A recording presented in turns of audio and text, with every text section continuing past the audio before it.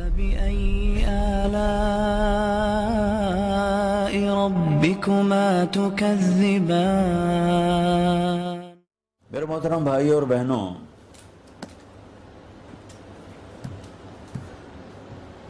اس جینے کا کیا مقصد ہے؟ یہ زندگی ہم کیوں گزار رہے ہیں؟ یہ کسی بھی مرد عورت کا سب سے پہلا سوال ہے کہ وہ یہ اس کا جواب ڈھونڈے، کیونکہ میں خود تو نہیں پیدا ہوا اس دنیا میں، نہ میں نے کوئی اپلیکیشن دی تھی کہ مجھے پیدا کیا جائے، اب میں سے کسی نے بھی نہیں چاہا کہ یہاں آ جائیں، اور اب ہم میں سے کوئی بھی نہیں چاہتا کہ مر جائیں، لیکن ہم دیکھ رہے ہیں کہ ہم آنے میں کتنے مجبور ہیں اور جانے میں کتنے مجبور ہیں۔ تو کوئی اور ہے جو یہ نظام ہستی چلا رہا؟ ایک بہت بڑا طبقہ کہتا ہے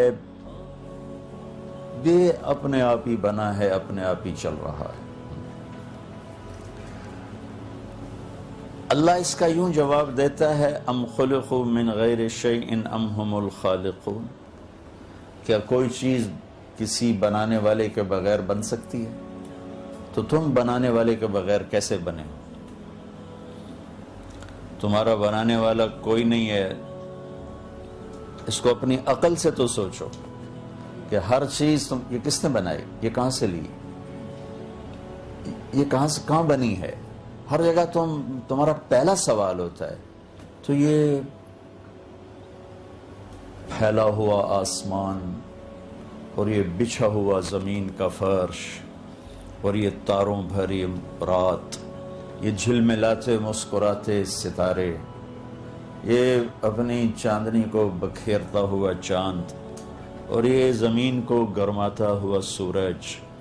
اور یہ خوبصورت ندی اور نالے، اور یہ آبشاروں کے نغمے، اور یہ کوئل کی کوک، اور یہ بلبل کا گیت، اور یہ جھرنوں کی خوبصورت آواز، اور یہ بل کھاتی ندیاں، موجیں مارتے دریا، اور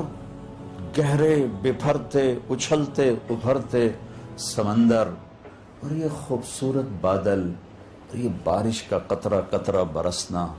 اور سیپ میں موتی کا بننا، اور مچھلی کی تھوک کا عنبر بن جانا، اور ہرن کے خون کا مشک بن جانا، اور گائے کا گھاس پانی کھا پی کے تھنوں سے دودھ نکالنا، اور دودھ کا سفید شفاف ہو کے نکلنا، ذائقے دار بننا، ایک مکھی ایک رس چوستی ہے اور اس کے چھوٹے سے منہ میں جا کر اس کا شہد بن جانا،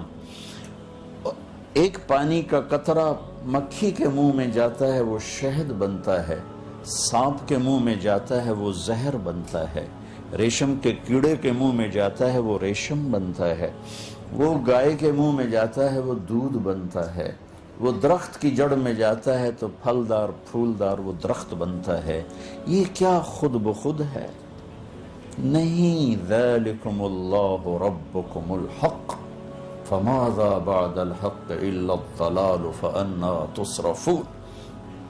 ذلك عالم الغیب والشہادة العزیز الرحیم الذی احسن كل شیء خلقه وبدأ خلق الانسان من طین۔ یہ ایک اللہ ہے جو اس سارے نظام کو بنایا بھی ہے، چلایا بھی ہے، جسے اٹھانا چاہا اٹھا دیا، جسے بچھانا چاہا بچھا دیا، جسے گاڑنا چاہا گاڑ دیا، جسے بہانا چاہا بہا دیا، جسے تیز کرنا چاہا تیز کر دیا، جسے سست کرنا چاہا سست کر دیا،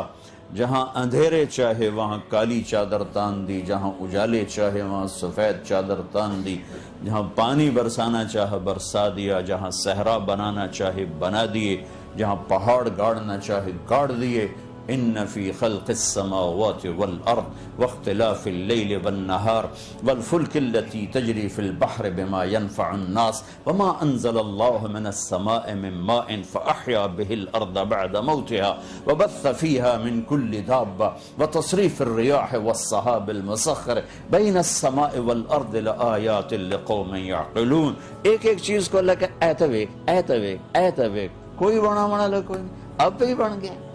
یہ زمین کا فرش، یہ آسمان کی چھت، یہ راتوں کا گھٹنا اور دن کا بڑھنا، اور یہ دن کا گھٹنا اور راتوں کا بڑھنا، یہ موسم کا بدلنا،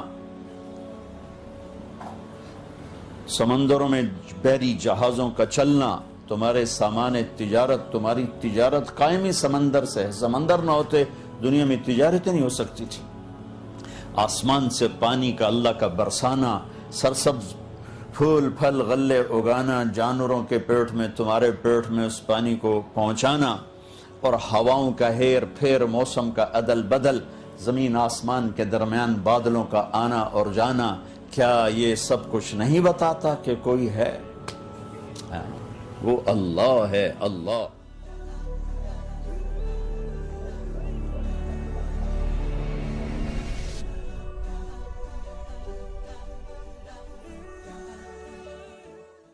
فبأي آلاء